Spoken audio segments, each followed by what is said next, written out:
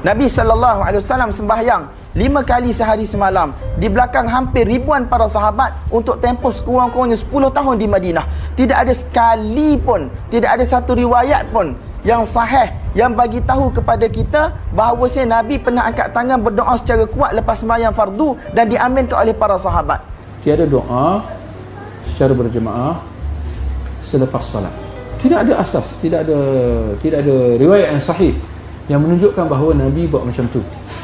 Zikir bersama dan doa bersama, apakah bid'ah? Tidak bid'ah. Hadisnya minta berapa? Sahabat itu hafal zikir-zikir Rasulullah sehabis sholat.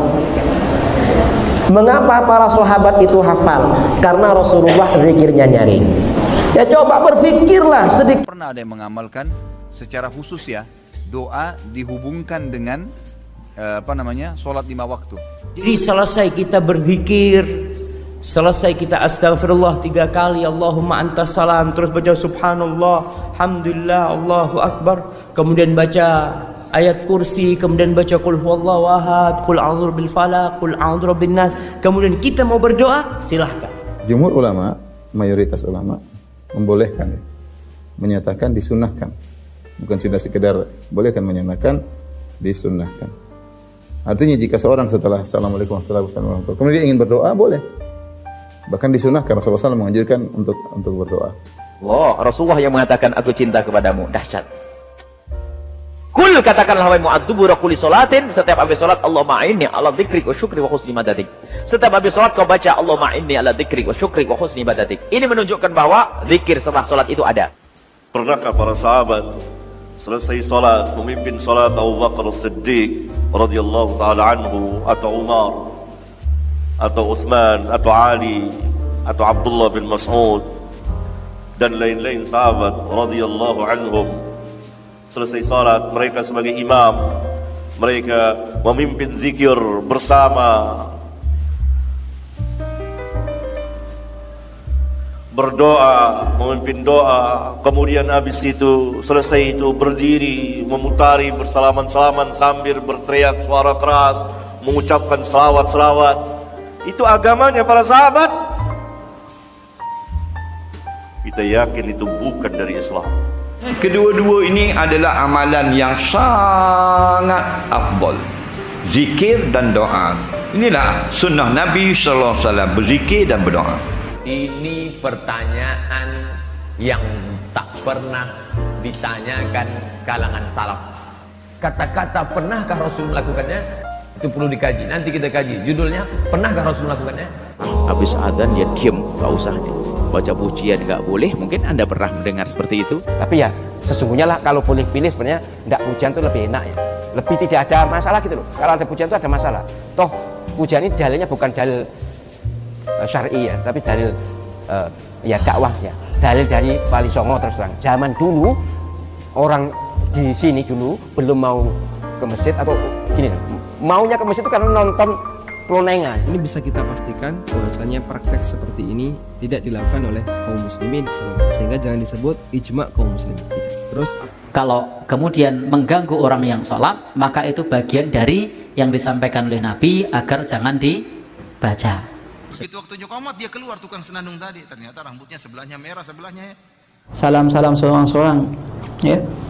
Ini adalah satu aturan yang baru di dalam tata cara salat, yang mana kita kata secara pasti ya, Nabi SAW tidak melakukannya. Para sahabat tak buat, generasi tabi'in dan tabi'ut tabi'in, bahkan ulama-ulama besar kita, ulama yang kita sanjung dan kita hormati, Imam Syafi'i rahimahullah, dia tidak menyebutkan, dia tidak menyarankannya, bahkan dia sendiri tidak melakukannya ya, perbuatan seperti ini. Boleh dan tidak, jangan asal bicara ini boleh, ini tidak. Anda tidak boleh menghukumi sesuatu di syariat kecuali memahami ketentuannya. Apa landasannya? Mana dalilnya untuk menentukan boleh? Anda tidak paham dalil, jangan bicara hukum. Kata Imam Malik, Anda hafal 100.000 hadis tapi tidak memahami isinya, jangan bicarakan tentang hukumnya. Apalagi Anda yang tidak hafal hadis baru tahu terjemahannya, tiba-tiba memberikan hukum pada orang lain, itu yang bahaya. Awas, hati-hati.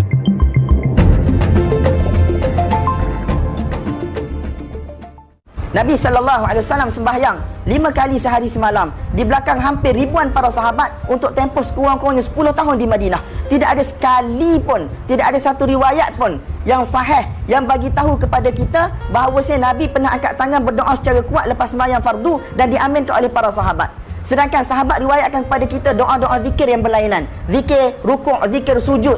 Tak, cara Nabi sallallahu alaihi wasallam jadi imam, cara Nabi sallallahu alaihi wasallam solat istisqa, apa yang Nabi makan, apa yang Nabi tak suka, pakaian Nabi dalam syama'il semua diceritakan. Takkan benda berkaitan dengan salat.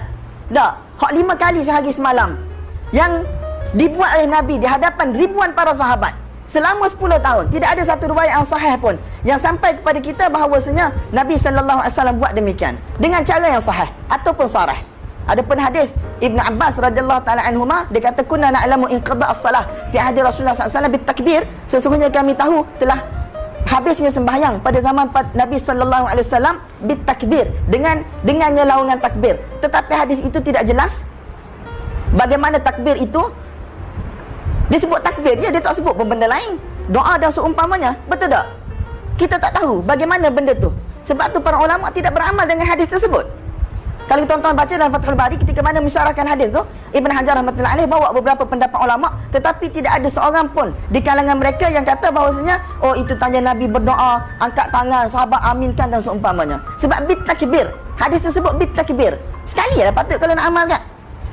Allahu Akbar. Lagu mana tak tahu kita nak buat. Sebab tak pernah diriwayatkan, tak pernah sampai pada kita.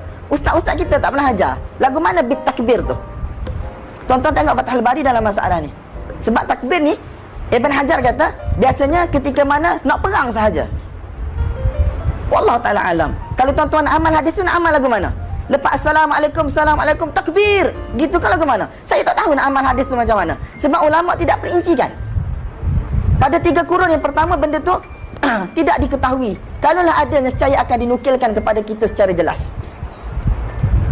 Bahkan di dalam Sunan Al-Kubra Al-Imam Al-Baihaqi rahmatullahi alaih, dia kata apabila makmum habis salat bersama dengan imam, dia boleh keluar begitu sahaja sebab terputusnya hubungan antara imam dan makmum. Yang kata tu pun ulama yang besar. Antara yang terbaru saya dengar ialah Syekh Dudu Asy-Syanqiti, yang paling dekat dengan Salafiyah di Mauritania. Dia kata boleh ada dalil dan seumpamanya. Tapi ala kulli hal ni kita jangan kata kat orang lain bid'ah, tapi kita diberi kebebasan untuk kata benda tu tak ada pada zaman Nabi. Alal aqal kalau saya jadi imam, bila dilantik ataupun diberi ruang untuk mengajar di masjid, kalau saya tak nak angkat tangan pun sepatutnya makmum kena siap. Patutnya makmum kena senyap. Alal aqal kalau dia jadi imam, dia nak buat-buatlah, tak kisahlah. Patutnya kalau kita nak saling berlapang dada, kita biarkan orang nak buat macam tu, buat macam tu. Faham tak? Tapi pada saya, hak kita untuk bagi tahu benda ini tak ada pada zaman Nabi. 3 kurun pertama tidak pernah ada. Hatta syekh-syekh yang tidak salafi di Mesir sekalipun, bila dia datang Malaysia, bila dia jadi imam sekalipun, dia hanya akan zikir senyap dia, dan dia tak akan tadah tangan untuk doa dia. Hatta kalau dia jadi makmum sekalipun, imam doa tadah tangan, dia tak angkat tangan dia pun. Bukan kita tak perasan, syekh tak salafi pun. Nak ayat benda itu bukan pengamalan di kalangan negara Arab sendiri pun. Di Azhar tuan-tuan tengok, bila masa dia orang tadah tangan lepas sembahyang? Tak ada. Jordan ke Madinah ke, lagilah tempat Wahabi biak dah. Mesir tak juga. Masjid tak salafi pun tak ada pun doa secara berjemaah. Jadi bukan itu bid'ah orang salafi lah. Berdoa, ya, apa hukumnya? Saya ingat soalan ni kurang tepat, ya. Kalau manusia tu tak nak berdoa, itu boleh jadi boleh jatuh kufur, ya, sampai sombong, takabur, tak nak doa dengan Allah. Itu boleh jatuh kufur, ya, dengan Allah, ya. Tapi maksud dia ada menolak doa berjemaah, ya. Tiada doa selepas solat, hanya wirid dan zikir, ya. Tiada doa berjemaah selepas solat, ya, benar, kerana itu sunnahnya. Tiada doa secara berjemaah selepas solat. Tidak ada asas, tidak ada riwayat yang sahih yang menunjukkan bahawa Nabi buat macam tu. Jika ada, maka hendaklah kita orang yang pertama doa berjemaah. Jika ada doa, jika ada riwayat yang sahih bahawa Nabi berdoa secara berjemaah selepas salat fardu. Lepas salam, Assalamualaikum, Nabi pun tahu macam mana isyaratkan para sahabat, okey, angkat tangan, Nabi doa berjemaah. Jika ada sahih, sabit, maka hendaklah kita jadi orang yang pertama melakukannya. Tetapi jika tak ada, jangan pula kita menjadi orang yang pertama yang mengada-adakan sesuatu yang tidak ada asasnya dalam agama. Kerana Nabi pun dah bagi peringatan, man ahdatha fi amrina hadha ma laysa minhu fahuwa rad. Barang siapa yang mengada-adakan sesuatu yang baru dalam agama ini, maka dia adalah tertolak. Man amila amalan laysa alaihi amruna fahuwa rad. Barang siapa yang buat sesuatu amalan yang tidak ada asasnya dalam sunnah Nabi, maka Nabi kata fahuwa raddun, maka ia adalah tertolak. Ini semua hadis yang sahih dalam Bukhari dan Muslim, ya. Baik, ya. Zikir bersama dan doa bersama, apakah bid'ah? Tidak bid'ah. Zikir itu termasuk ibadah, doa itu permohonan. Dalilnya mana? Di dalam Al-Quran, ketika kita sholat baca surat Fatihah. Dalam surat Fatihah ada ayat Iyyaka na'budu wa iyyaka nasta'in. Hanya kepadamu kami menyembah dan hanya kepadamu kami memohon pertolongan. Kami ini maksudnya siapa? Kami ini maksudnya saya dan jamaah, atau saya dan seluruh umat Islam. Nah, ini artinya apa? Di dalam beribadah dan di dalam melakukan permohonan, spirit Islam itu sebenarnya berjamaah. Makanya di sini menggunakan kata-kata kami, bukan saya. Dan setelah itu kita membaca ihdinas siratal mustaqim. Tunjukkan kami ke jalan yang lurus. Kami ini siapa? Saya dan jamaah, atau saya dan seluruh umat Islam.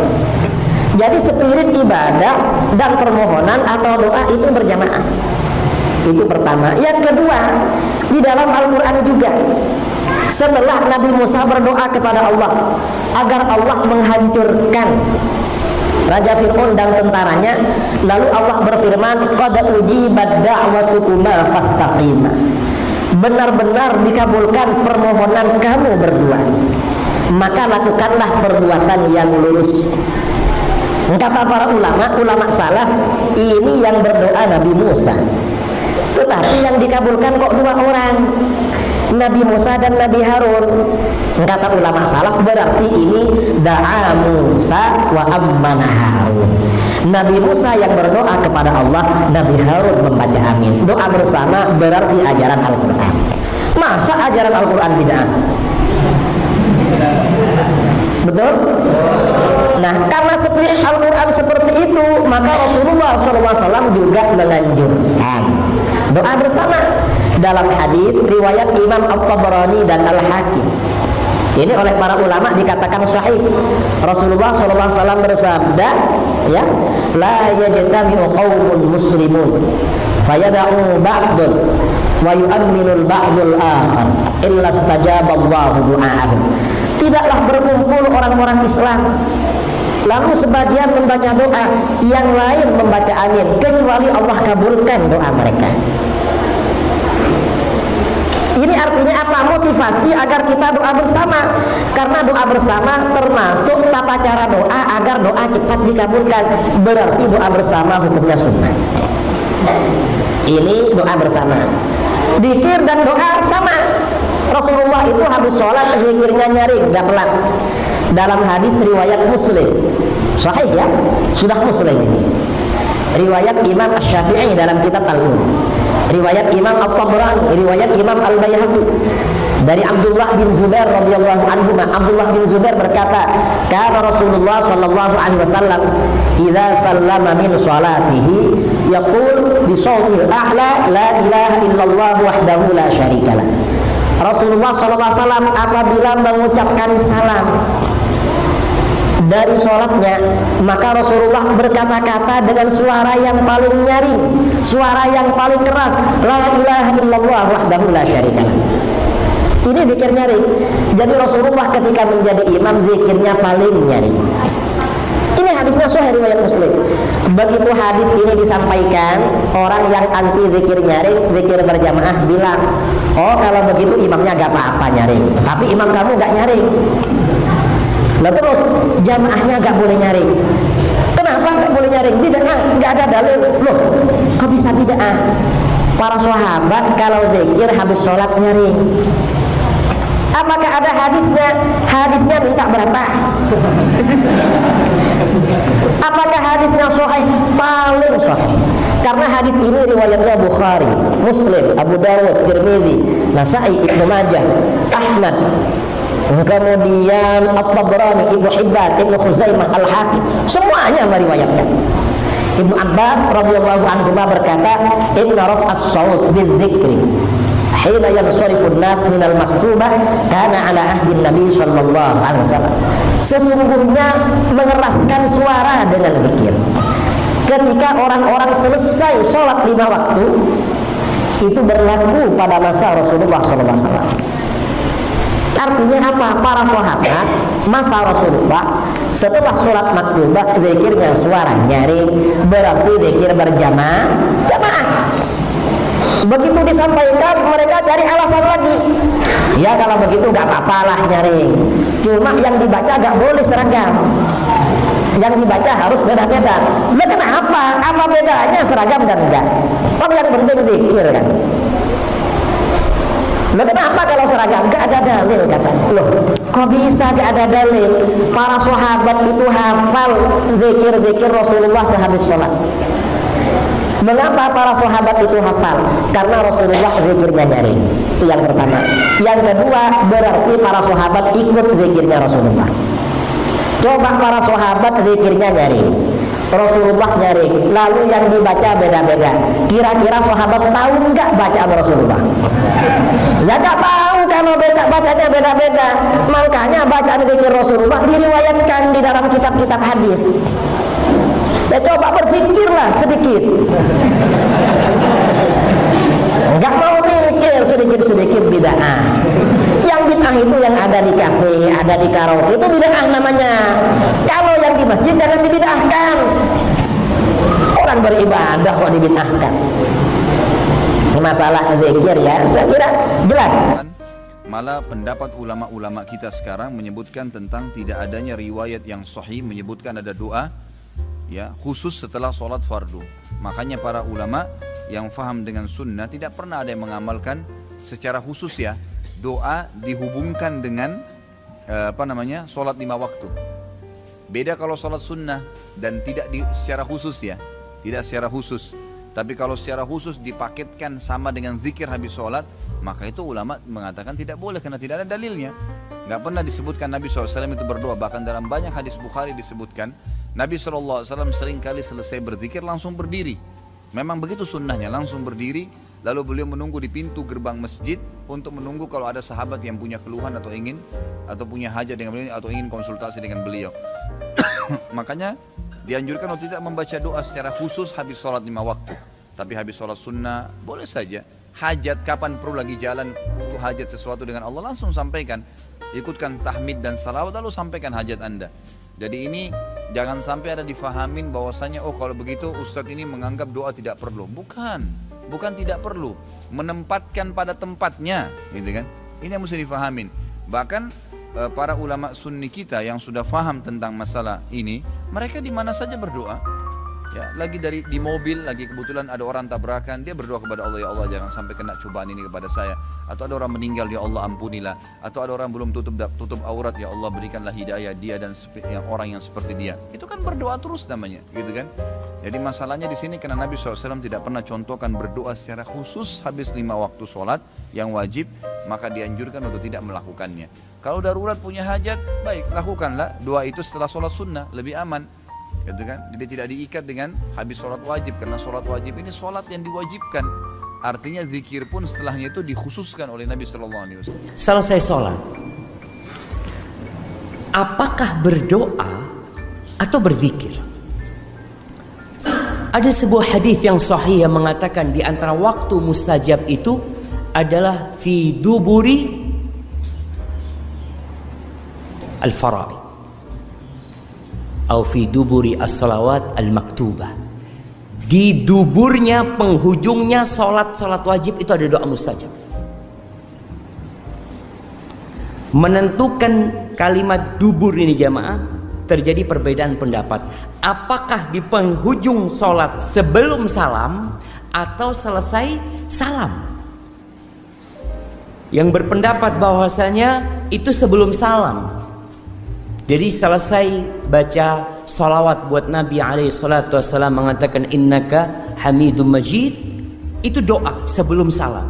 Karena itu yang sering dilakukan Nabi Muhammad SAW sebelum salam selalu berdoa.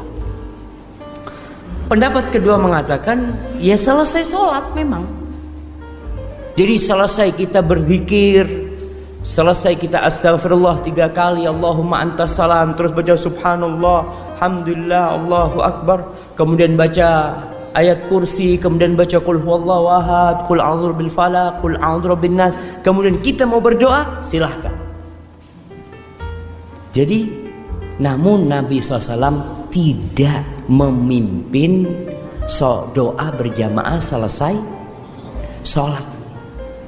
Artinya Rasul SAW di Masjid Nabawi yang bertahun-tahun beliau sholat di sana, tidak disebutkan dalam hadis sahih pun yang menyebutkan Nabi SAW memimpin mereka doa pada waktu itu. Tapi kalau doa, fadhol. Kalau memang ada permohonan ketika itu, silahkan. Tapi yang lebih utama sebelum salam. Makanya Syekh bin Utsaimin rahimahullahu ta'ala mengatakan semua hadis yang berkaitan dengan doa itu sebelum salam, semua hadis yang berkaitan dengan zikir itu selesai salam. Itu makna dubur as-shalah, penghujung salat itu jemaah. Apa hukum berdoa setelah salat ya? Di sana ada, sebelum kita membahas, ada beberapa hal yang perlu diingat ini ya. Bahwasanya ulama sepakat bahwa doa di dalam salat disyariatkan. Di antaranya adalah doa ketika sujud, di antaranya adalah sebelum salam. Ya, bahkan Ibnu Hajar menyebutkan ada sekitar 8 tempat ya. 6 tempat kemudian disebutkan ketika dalam kunut, juga ketika membaca ayat-ayat azab atau ayat rahmat ya. Kemudian juga ini perkara yang pertama. Yang kedua, ulama sepakat juga bahwa setelah sholat dianjurkan atau disunahkan untuk berzikir dengan zikir-zikir setelah sholat, seperti astaghfirullah 3 kali ya, seperti la ilaha illallah syarika lahu mulku wa huwa qadir, la ilaha illallah wa la na'budu illa iyyah ya.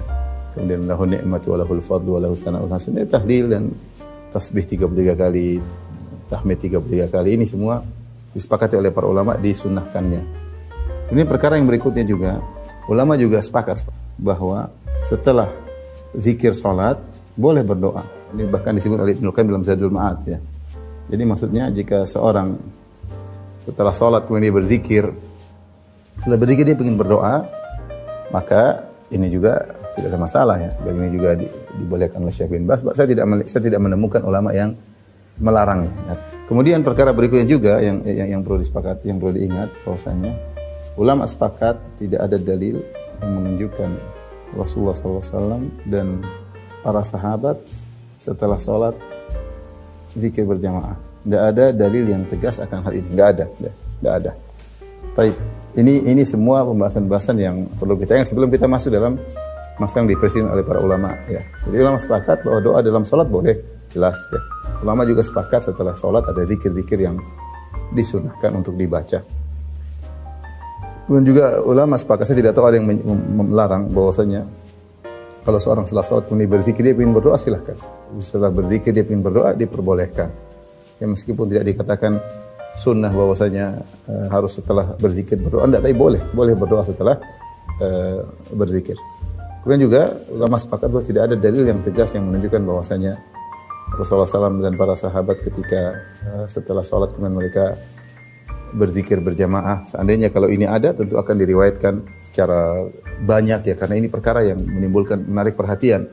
Kemudian juga akan diwariskan oleh para khulafar rasyidin, Abu Bakar, Umar, Utsman dan Ali, dan juga para tabi'in. Namun tidak mendapati bahwasanya dalil-dalil menunjukkan akan hal tersebut, bahwasanya setelah sholat kemudian berzikir berjamaah atau berdoa berjamaah. Ya, ini kita tidak dapati hadisnya sama sekali. Baik, yang kita bahas sekarang tentang bagaimana hukum berdoa langsung setelah sholat ya. Hukum setelah salam dari sholat lalu berdoa. Maka ini ada khilaf ya, ada khilaf di kalangan para ulama. Jumhur ulama, mayoritas ulama membolehkan ya,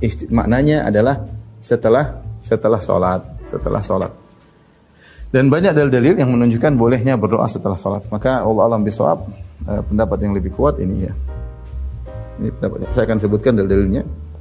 Pendapat jumhur, Allah alam bisawab, pendapat jumhur lebih kuat tentang bolehnya berdoa setelah sholat, setelah salam. Nabi Muhammad pernah berkata kepada Sayyidina Mu'ad, "Ya Mu'ad, ini uhibbuk, wahai Mu'ad, aku mencintaimu." Allah, Rasulullah yang mengatakan aku cinta kepadamu. Dahsyat. Kul, katakanlah wahai Mu'ad, dubura kulli salatin, setiap habis salat, Allahumma a'inni ala dzikrik wa syukri wa husni ibadatik. Setiap habis salat kau baca Allahumma a'inni ala dzikrik wa syukri wa husni ibadatik. Ini menunjukkan bahwa zikir setelah salat itu ada. Dan subhanallah juga itu diajarkan oleh Nabi dalam riwayat sahihah, dibaca setelah salat. Ayat kursi dibaca setelah salat. Jadi zikir-zikir setelah salat itu banyak dibaca oleh Nabi sallallahu alaihi wasallam. Termasuk istighfar setelah salat. Jadi istighfar setelah sholat, baca ayat kursi setelah sholat, baca tasbih setelah sholat, baca tahlil la ilaha setelah sholat, itu diajarkan oleh Nabi sallallahu alaihi wasallam satu. Jadi zikir setelah sholat itu ada. Yang mengatakan tidak ada ilmu sama sekali. Kenapa? Jelas riwayat dari Nabi sallallahu alaihi wasallam. Gak ada yang mengingkari tentang zikir setelah sholat atau yang sering disebut dengan wirid. Kemudian cara bacanya bagaimana? Boleh tidak kita ngangkat suara? Diam-diam atau ngangkat suara? Kalau saya mengatakan subhanallah, subhanallah, subhanallah, boleh atau tidak? Siapa yang melarang? Ayo, yang melarang siapa? Yang mengatakan mengangkat suara dalam zikir adalah bid'ah. Dia sendiri ahli bid'ah itu. Imam Bukhari menjelaskan bahwa inna rab'as sawti bidzikri dan sarafu minal maktubati kana fi ahdin Nabi sallallahu alaihi wasallam.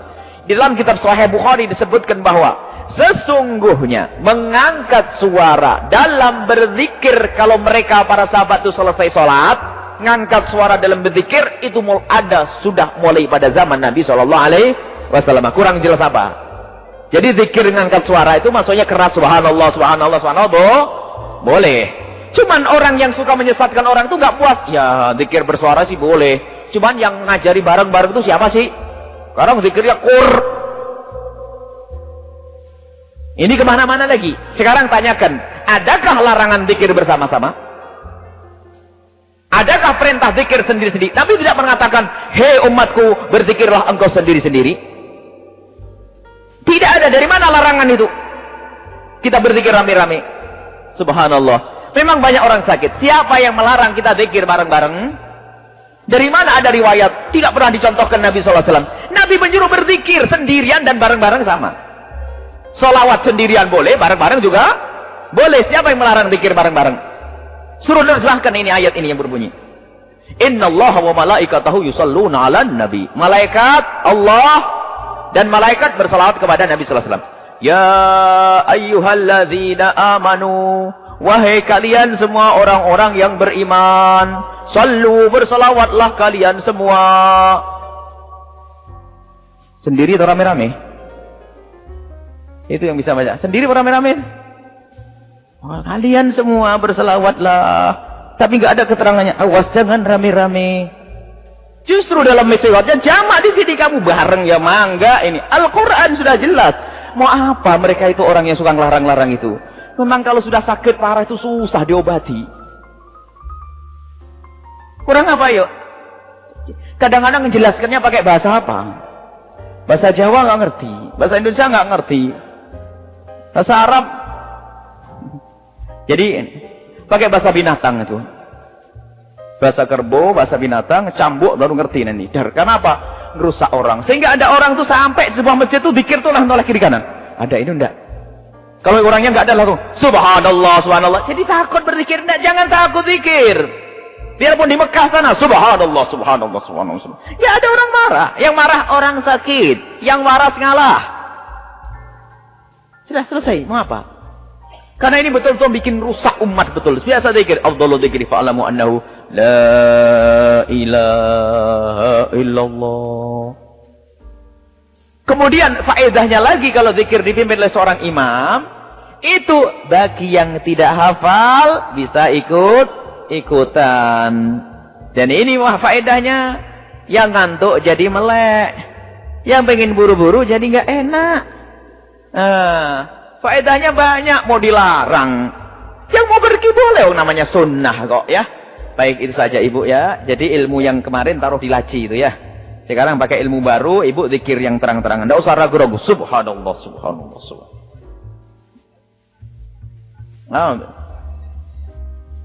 Ya, bid'ah. Ya, tidak usah. Kenapa zikir bid'ah ini? Tidak usah zikir bid'ah. Zikir Allah, Allah, Allah, subhanallah, subhanallah. Tidak usah zikir bid'ah. Nggak ada. Kalau ya badi, nyebut nama Allah, ya badi. Jangan ya bid'ah. Ini nggak ada. Baik, ini selesai. Baik, sudah ya? Pernahkah para sahabat selesai salat memimpin salat Abu Bakar As-Siddiq radhiyallahu taala anhu atau Umar atau Utsman atau Ali atau Abdullah bin Mas'ud dan lain-lain sahabat radhiyallahu anhum, selesai salat mereka sebagai imam, mereka memimpin zikir bersama, berdoa, memimpin doa, kemudian habis itu selesai itu berdiri memutari bersalaman-salaman sambil berteriak suara keras mengucapkan selawat-selawat. Itu agamanya para sahabat.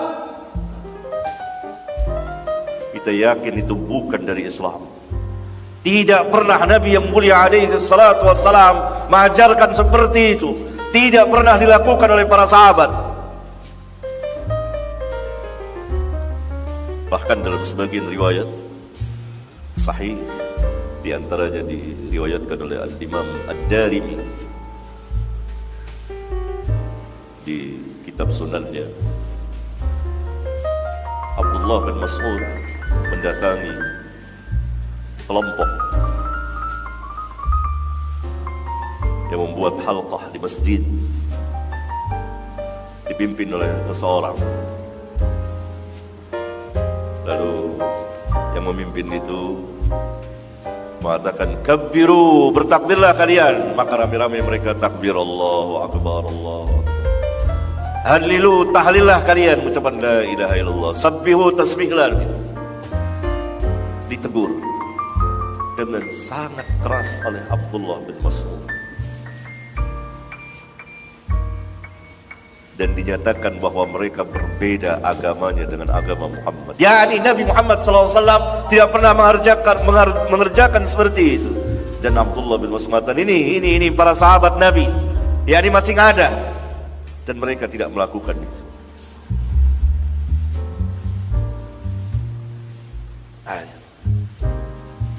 Itu zikir-zikir yang sunnah yang diamalkan, tapi caranya salah. Bagaimana kalau zikirnya tidak sunnah dan itu diamalkan dalam keseharian salat kaum muslimin? Dan umumnya mereka menganggap inilah bagian dari Islam. Inilah amal saleh karena ketidaktahuan mereka. Jawabnya, kedua-dua ini adalah amalan yang sangat afdal. Zikir dan doa. Inilah sunnah Nabi sallallahu alaihi wasallam, berzikir dan berdoa. Faham lagi? Ada orang kata jangan, tak perlu doa, kita berzikir saja. Tak boleh. Allah kata ud'uni, doa kepada aku. Allah tak kata ud'uni sebelum solat, lepas solat, di mana-mana dak. Ud'uni mutlaqan, di mana saja, lepas solat lebih-lebih lagi. Zikir Allah suruh kau, fazkurullah, zikirlah kamu akan Allah. Doa, doa ni minta kepada aku. Malam yas'alillah yaghdab alaih. Nabi kata siapa tak berdoa minta pada Allah, Allah marah orang itu. Faham? Zikir dulu. Tengok lengkapnya di 37 masalah populer tentang masalah zikir beramai-ramai. Inna lillahi malaikatan, ada malaikat yatufuna 'alal ard, berkeliling di atas muka bumi. Lalu ketika malaikat itu menengok ada majelis zikir, maka dipanggilnya yang lain, "Alummu, mari kemari, mari. Ila hajatikum, inilah yang kalian cari." Akhirnya malaikat itu ikut berzikir. Dua, Nabi menengok sahabat berzikir beramai-ramai. Lalu kata Nabi, "Ma ajlasakum?" Hadis riwayat Ahmad dalam kitab Al-Musnad. Apa yang membuat kalian duduk berzikir? Kami berzikir mengingat Allah, nazkurullah wa nusabbihu, mengagungkan Allah. Wallah, wallahi, demi Allah, ma ajlasakum ila hadza, demi Allah, kalian duduk hanya karena zikir? Iya. Maka ketika mereka berdiri, apa kata malaikat? Qumu maghfuran lakum. Berdirilah, kalian semua sudah diampunkan Allah Subhanahu wa taala. Ini tentang zikir bersama-sama.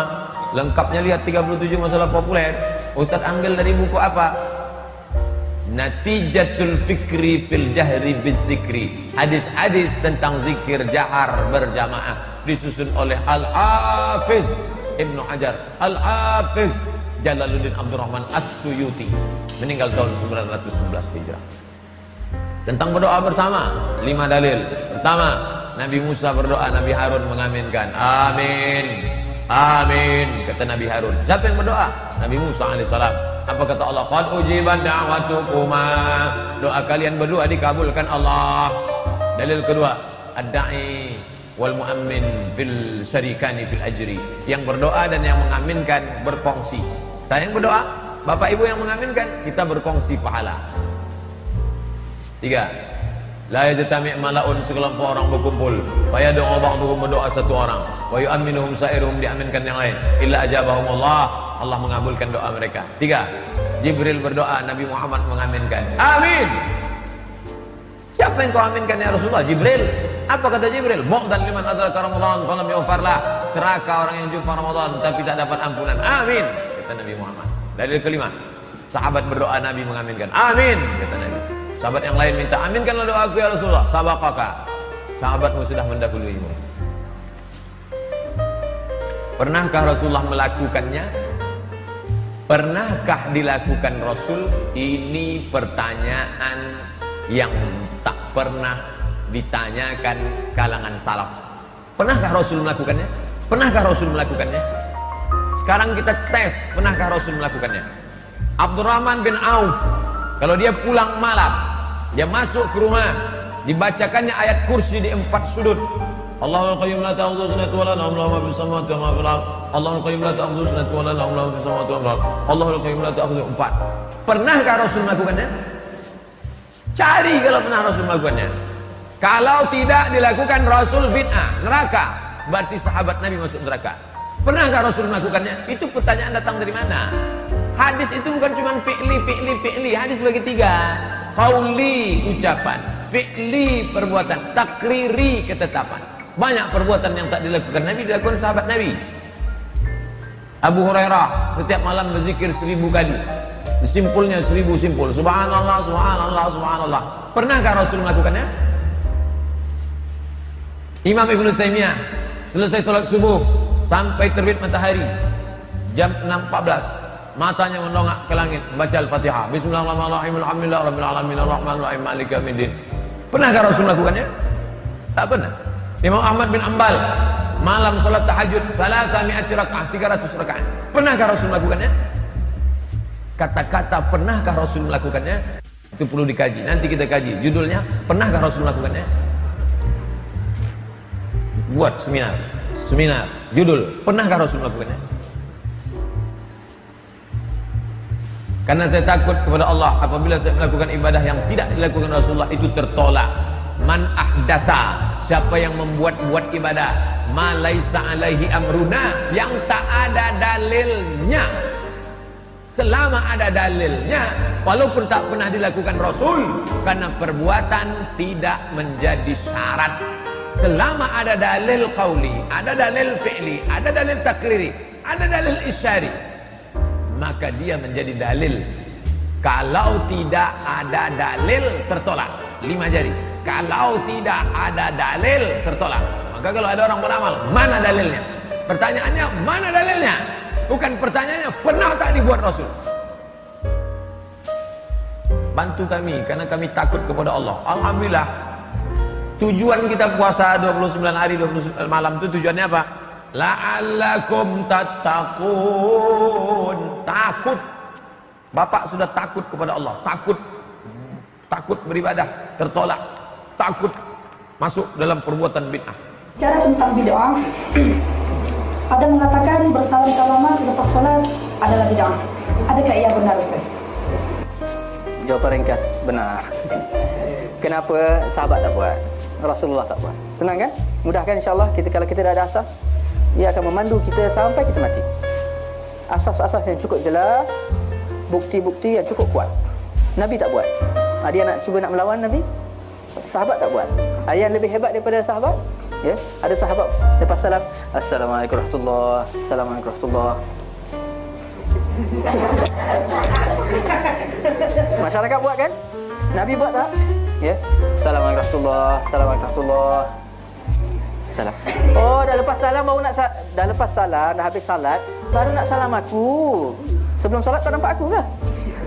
Bagaimana dengan amalan masyarakat? Sesudah mereka salat, mereka akan bangun bersalam-salaman sambil bersalawat, ya. Duka citanya ini juga kalau kita lihat, ialah di antara budaya ataupun adat yang tersebar di kalangan masyarakat, yang mana kalau kita lihat secara prinsipnya dia tidak sabit daripada Nabi SAW, ya. Kalau kita sampai membudayakannya, ya, dia akan menjadi satu permasalahan, ya, kerana kita sudah mengadakan satu aturan baru di dalam solat kita, ya, di mana kita mengatakan bahawa sesudah solat, ya, tata cara solat tu tak berhenti di situ. Seolah kita mengatakan selepas salam, ya, Assalamualaikum warahmatullahi, Assalamualaikum warahmatullahi, ada aturan-aturan yang lain, ada acara-acara lain, perbuatan-perbuatan yang lain yang perlu menyusulinya, iaitu dengan kita salam, ya, hadirin yang ada, atau kita bangun dan kita berbaris, ya, salam-salam seorang-seorang, ya. Ini adalah satu aturan yang baru di dalam tata cara solat, yang mana kita kata secara pasti, ya, Nabi SAW tidak melakukannya. Anda selesai menunaikan salat, Anda salam, Assalamualaikum warahmatullahi, Assalamualaikum warahmatullahi. Dalil dan contoh ada. Apa itu? Begitu selesai, Quran surah keempat ayat 103. Fa idza qadaytumus salata fadhkurullaha. Maka jika Anda tuntas mengerjakan salat, berzikirlah kepada Allah. Hadis Muslim hadis 593. Astaghfirullah, astaghfirullah, astaghfirullah. Setelah itu lanjutkan, Allahumma antas salam, minkas salam, tabaraka ya dzal jalali wal ikram, dan seterusnya sampai 597. Jadi setelah salat adalah zikir, astaghfirullah, astaghfirullah, astaghfirullah, Allahumma antas salam, selanjutnya berdoa dan seterusnya. Baik, Assalamualaikum warahmatullahi, Assalamualaikum warahmatullahi. Tiba-tiba tangan disodorkan untuk salaman, kanan dan kiri. Boleh tidak? Boleh tidak? Yang boleh angkat tangan, yang tidak boleh angkat tangan. Yang wallahu a'lam, enggak usah angkat tangan. Kalau waktu kita mau habis sini. Lihat sini. Untuk menentukan boleh dan tidak, tadi kaidahnya. Lihat, ini sederhana. Cuman satu bagian dari kalimat, tapi maknanya dalam. Boleh dan tidak, jangan asal bicara ini boleh, ini tidak. Anda tidak boleh menghukumi sesuatu di syariat kecuali memahami ketentuannya. Apa landasannya? Mana dalilnya untuk menentukan boleh? Anda tidak paham dalil, jangan bicara hukum. Kata Imam Malik, Anda hafal 100.000 hadis tapi tidak memahami isinya, jangan bicarakan tentang hukumnya. Apalagi Anda yang tidak hafal hadis baru tahu terjemahannya, tiba-tiba memberikan hukum pada orang lain, itu yang bahaya. Awas, hati-hati. Nah, bagaimana menentukannya? Apa dalilnya? Tayyib. Hadis riwayat At-Tirmidzi menyampaikan dari Nabi SAW, "Ma min muslimaini yaltaqiyani fayatasafahani illa ghufira lahuma qabla an yatafarraqa." Tidaklah dua orang muslim bertemu dimanapun kapanpun, catat kalimat itu, dimanapun kapanpun, mau di dalam masjid, mau di luar masjid, mau di kantor, mau di rumah, kapanpun, dalam kondisi yang dibenarkan, mau setelah sholat, mau di luar sholat, yang dibenarkan, karena di dalam sholat gak mungkin Allahu Akbar, Allahu Akbar, mustahil. Dalam kondisi yang dibenarkan, ba'da salat, Assalamualaikum, Assalamualaikum. Di luar masjid, fayatasafahani, tiba-tiba keduanya bersalaman, salaman, ghufira lahuma qabla an yatafarraqa. Maka diampuni dosa-dosa yang pernah melekat pada keduanya. Pada keduanya. Ini pernah membicarakan keburukan pada orang ini pernah berprasangka yang tidak baik, tiba-tiba salaman. Tapi salamannya menggunakan tasafah. Dari kata safaha, sesuatu yang lapang hatinya. Jadi ketika bersalaman itu ada kelapangan dalam hati. Masya Allah, salaman. Maafkan Pak ya, kalau selama ini ada yang khilaf, saya juga sama. Jadi lapang suasana hati. Itu begitu belum lepas ini, digugurkan dosa-dosa yang pernah melekat di antara keduanya. Ingat kalimatnya itu tajam, bukan salaman biasa. Kalau cuman begini, satu nengok ke barat, satu ke timur, masyriq wal maghrib, nambah dosa. Apa kabar? Baik. Satu dosa, yang ini dosa. Jadi begitu Anda salaman, saya tasafahani, lapang hati, firalahuma qabla an yatafarraqa, turun ampunan Allah pada keduanya sebelum dia berpisah. Begitu berpisah, sudah tidak membawa dosa di antara keduanya. Baik. Sekarang persoalannya, Assalamualaikum warahmatullahi, Assalamualaikum warahmatullahi. tiba-tiba salaman, tek kanan, tek kiri. Dalilnya ada yang tadi. Karena hadis tadi tidak membatasi. Mau ba'da sholat, mau di luar masjid, mau jauh dari sholat, yang penting salaman. Boleh tidak? Boleh kalau bicara dalil itu boleh. Cuman persoalannya contoh tidak ada. Kaidah mengatakan kalau tidak ada contoh, ya tidak ada masalah. Yang penting ada dalil. Karena patokannya dalil ada. Karena tidak setiap kesempatan Nabi mencontohkan itu. Dalilnya ada. Tapi kaidah mengatakan kalau dalil plus contoh bertemu dalil tanpa contoh, maka dahulukan dalil plus contoh dan akhirkan dalil tanpa contoh. Paham? Dia begitu, assalamualaikum warahmatullah, assalamualaikum warahmatullah, dan zikir terlebih dahulu. Astagfirullah, astagfirullah, astagfirullah. Allahumma antas salam, minkas salam, tabarakta ya dzal jalali dan ikram. Selesai. Assalamualaikum akhi, assalamualaikum akhi. Masya Allah, taqabbalallahu minna wa minkum. Assalamualaikum. Makanya Nabi selesai salat, beliau bersalaman. Sahabat mengejarnya. Ada Anas mengejar Nabi, dan sebagian mengejar Nabi, salaman mengejar Nabi SAW. Hadisnya sahih, bahkan di Al-Bukhari. Paham ya? Jadi tidak ada masalah teman-teman sekalian, tapi kita paham fikih prioritas. Kecuali ada orang yang belum paham, tiba-tiba Anda sedang berzikir, astagfirullah, astagfirullah, tiba-tiba tangannya begini kepada Anda. Anda sedang berzikir, tangan sahabat Anda diulurkan kepada Anda seperti ini. Assalamualaikum. Mana hukumnya? Menjawab dulu salaman atau Anda kemudian meneruskan zikirannya? Assalamualaikum. Astagfirullah. Hati-hati. Setiap penghormatan pada seseorang, maka kaidahnya menjawab penghormatan itu wajib hukumnya didahulukan dibandingkan meneruskan sunnah yang dilakukan. Menyampaikan salam sunnah, menjawab salam wajib hukumnya. An-Nisa ayat 86. Fa idza hayyitum bi tahiyyatin fahayyu bi ahsana minha wa radduha. Jika Anda diberikan penghormatan dalam bentuk salam kalimat atau dalam bentuk ekspresi atau dalam bentuk gestur, maka wajib Anda meresponnya dengan yang lebih baik daripadanya. Dengan kalimat assalamualaikum, jawab dengan yang lebih baik. Waalaikumsalam warahmatullahi wabarakatuh. Assalamualaikum warahmatullahi, waalaikumsalam warahmatullahi wabarakatuh. Menyampaikan sunnah, menjawab wajib hukumnya. Maka dalam keadaan Anda berzikir, ada orang menyodorkan tangan, respon tangannya. Waalaikumsalam. Zikir, astagfirullah, astagfirullah. Merespon, please ada nilai dakwah di dalam. Paham ya? Assalamualaikum. Astagfirullah. Cari masalah Anda. Cari masalah. Direspon, jenggot baru 3 nggak merespon. Jadi ke jenggot lah dia. Apa hubungan salaman dengan jenggot? Yang salaman tangan, yang disoal jenggot. Jadi sudahlah, ya hal-hal yang tidak penting lupakan aja gitu kan. Lupakan aja. Jadi makanya luaskan wawasan kita, pelajari dengan lebih baik dan tempatkan hukum sesuai dengan tempatnya. Sehingga setelah belajar, yang biasa salaman pun mengerti. Oh, rupanya zikir didahulukan. Habis zikir saya salaman. Maka dia tungguin habis zikir. Begitu mau salaman pulang. Ya, bisa itu kan? Mungkin besok salamannya. Bismillah. Enak. Jelas ya?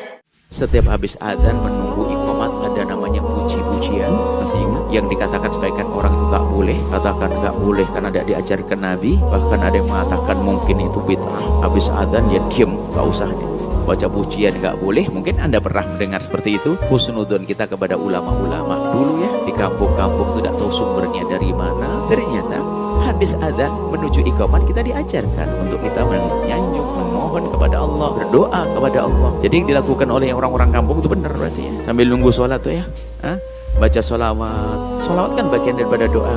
Ini penting, cuma jangan lama-lama. Gara-gara imamnya suka telat, kadang-kadang sampai 1 jam itu sampai berbusa itu mulutnya. Ini gara-gara imamnya telat. Harus ada batasan. Ustadz, kalau membaca Al-Quran dengan keras di dalam masjid itu haram karena mengganggu orang sholat. Maka sholawatan atau pujian sebelum iqamat juga haram dong. Bagus pertanyaan ini, protes tapi halus, bagus, tidak apa-apa ya. Membaca Al-Quran di dalam masjid secara keras haram jika mengganggu orang sholat. Jika tidak ya tidak lah. Tapi umumnya ganggu karena memang ya bacaan Al-Quran seperti itu ya. Kemudian orang sholat kan tidak harus menunggu orang yang baca Al-Quran ini. Yang mestinya yang harus mengerti adalah yang baca Al-Quran, jangan dikeraskan. Nah bagaimana pujian? Ini memang ya sesungguhnya. Ya seperti Al-Akbar dulu. Al-Akbar dulu kan ada pujian, kemudian karena banyak protes, kemudian saya redam, tidak usah pujian. Bisa. Di sini nggak bisa. Nah ya sudahlah, timbang ada yang protes ya sudah.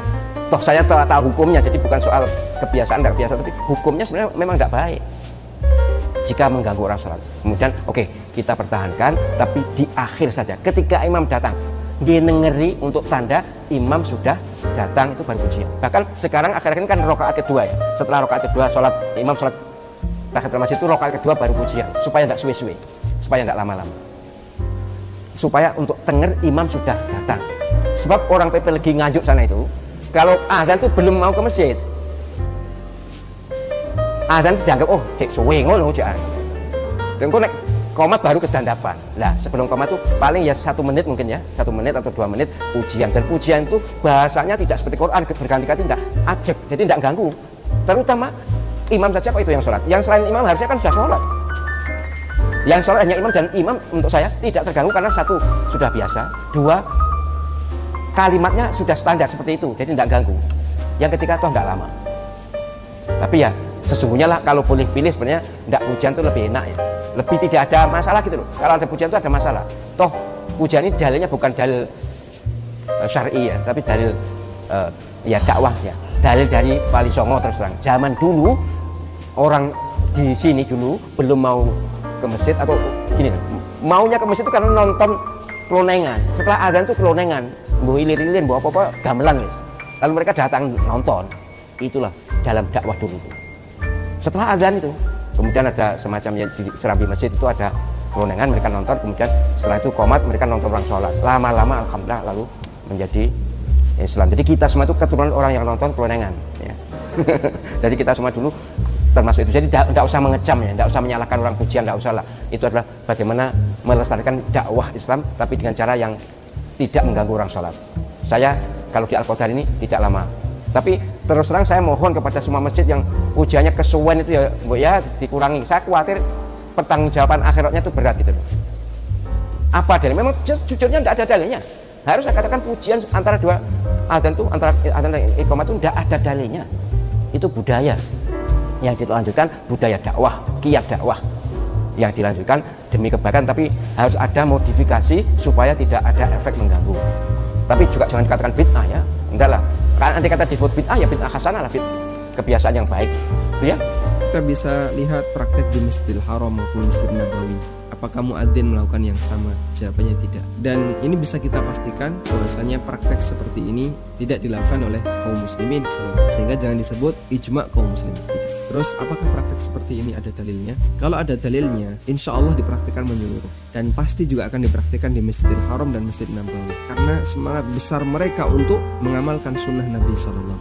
Baik, berzikir itu satu yang terpuji. Dan antara adzan dan iqamah itu waktu untuk apa? Waktu untuk 2 hal. Pertama, sholat sunnah, qobliyah, tahiyatul masjid, maupun sholat sunnah yang lainnya. Yang kedua, waktu untuk memperbanyak doa. Dan 2 ibadah ini butuh suasana tenang. Ketika para sahabat membaca dzikir dengan suara yang sangat kencang dan keras, Nabi SAW mengatakan, kasihanilah diri kalian, karena yang zat yang kalian panggil itu adalah zat yang maha dekat dan maha mendengar. Kalian tidak memanggil zat yang budek dan yang tidak ada. Wallahu a'lam. Selepas adzan kemudian membaca pujian. Baik Bapak Ibu yang dimuliakan Allah Subhanahu wa taala, yang perlu dipahami, Nabi pernah bersabda, la yujahri ba'dukum ba'dha bil Qur'an. Atau kama qala sallallahu alaihi wasallam. Nabi melarang saling mengeraskan bacaan Al-Qur'an. Nah, Nabi melarang kita mengeraskan bacaan Al-Qur'an ketika ada orang yang sedang sholat. Nah, selepas adzan itu adalah waktu orang untuk sholat sunnah, baik tahiyatul masjid maupun qobliyah. Kalau baca Quran saja dilarang, apalagi bacaan yang lain. Nah, karena memang nyun sewu Bapak Ibu yang dimuliakan Allah Subhanahu wa taala, nanti itu akan mengganggu orang yang sedang sholat. Jadi kadang-kadang kepikiran juga. Saya beberapa kali ketika mampir masjid, di masjid itu ada syair-syair, qadarullah saya tidak menghafal, apal sendiri. Nah, padahal sedang sholat loh negerinya. Nah, berarti sholatnya terganggu, karena terpancing dengan syairnya. Akeh sing apal Quran hadise seneng ngafirke marang liyane. Nah, itu apal juga, padahal oleh kurungake pas salat itu apal. Nah, kafire dhewe ra digateke. Nah, apal. Itu saya mampir di masjid sana, apal sendiri. Kadang-kadang saya juga apal yang lain. Nah, tidak ngapalin juga. Nah, jadi Bapak Ibu yang berbahagia yang dirahmati Allah, jangan sampai kita mengeraskan bacaan Al-Quran ketika ada orang yang sedang sholat wajib maupun sholat sunat. Nah, kalau bacaan Al-Quran saja tidak boleh, apalagi bacaan yang lain. Maka idealnya pada saat kita sholat itu dijauhkan dari suara-suara yang dapat mengganggu. Nah, maka meskipun kita harus mengakui bahwa bacaan Al-Quran itu adalah firman Allah. Nah, sholawat itu nyun sewu Bapak Ibu yang berbahagia yang dirahmati oleh Allah Subhanahu wa taala, ada sholawat yang masyru' yang dituntunkan dan ada sholawat yang merupakan syair. Nah, tetapi itu sama saja maksudnya begini, kalau kemudian mengganggu orang yang sholat, maka itu bagian dari yang disampaikan oleh Nabi agar jangan dibaca supaya tidak mengganggu orang yang sedang sholat. Bisa dipahami nggih? Wallahu a'lam bishawab. Sebenarnya saya terkadang sholat di sebagian masjid, akhirnya antara azan dan iqamat kan waktunya panjang itu, antara azan dan iqamat ada senandung-senandung saya dengar mengganggu sekali. Padahal antara azan dan iqamat banyak yang bisa kita lakukan. Disunahkan untuk berdoa antara azan dan iqamat, disunahkan untuk sholat sunnah. Kita bisa menunggu dengan baca Al-Quran dengan suara yang lirih, tidak boleh mengganggu yang lain. Tatkala muncul senandung-senandung ini terganggu, buyar semua, nggak bisa kita mau sholat sunnah juga terganggu, mau berdoa juga terganggu. Kenapa? Ada ritual antara azan dan iqamat dengan senandung-senandung yang saya tidak tahu maksudnya apa. Mengganggu. Wow, saya pernah masuk dalam satu masjid sholat, kemudian menunggu azan dan iqamat, maka terdengar dari dalam ada orang yang bersenandung dengan salawatan. Ya silakan bersalawat, tapi jangan keras-keras kemudian mengganggu orang lain. Salatullah salat, keras sekali, sampai bagus pakai ada nada awalnya, ada refnya. Pokoknya saya mau mengaji nggak bisa, mau berdoa nggak bisa. Ya udah saya tunggu aja, terus mau gimana lagi? Mau bersalawat sendiri juga terganggu sama ini. Sementara dia senandungnya begitu indah. Begitu waktu iqamat dia keluar tukang senandung tadi, ternyata rambutnya sebelahnya merah, sebelahnya ya memang anak metal yang sedang bersalawat tadi. Rambutnya sebelahnya apa? Merah, sebelahnya hijau apa hitam ya. Ya wajar. Nah, ini apakah seperti ini sunnah Nabi SAW? Nabi saja melarang orang yang baca Quran keras-keras karena mengganggu orang yang lain, bisa dia terganggu. Kemudian buat model seperti ini, senandungan seperti ini mengganggu. Akhirnya saya katakan apa? Kalau muncul bid'ah, maka sunnah yang sesungguhnya akan mati, akan hilang, ya, akan ditinggalkan. Oleh karena saya katakan orang yang bolehkan melakukan bid'ah hasanah, ya, kreasi dalam ibadah, maka akan memunculkan berbagai macam aliran dan mereka tidak bisa saling menyalahkan, masing-masing bebas. Karena dasar hukumnya adalah menurut saya, perasaan saya baik, maka saya berhak melakukannya. Ini berbahaya bagi agama. Akhirnya sunnah Nabi SAW ditinggalkan. Sunnah Nabi SAW ditinggalkan dan mati redup gara-gara muncul bid'ah yang berbagai macam bid'ah.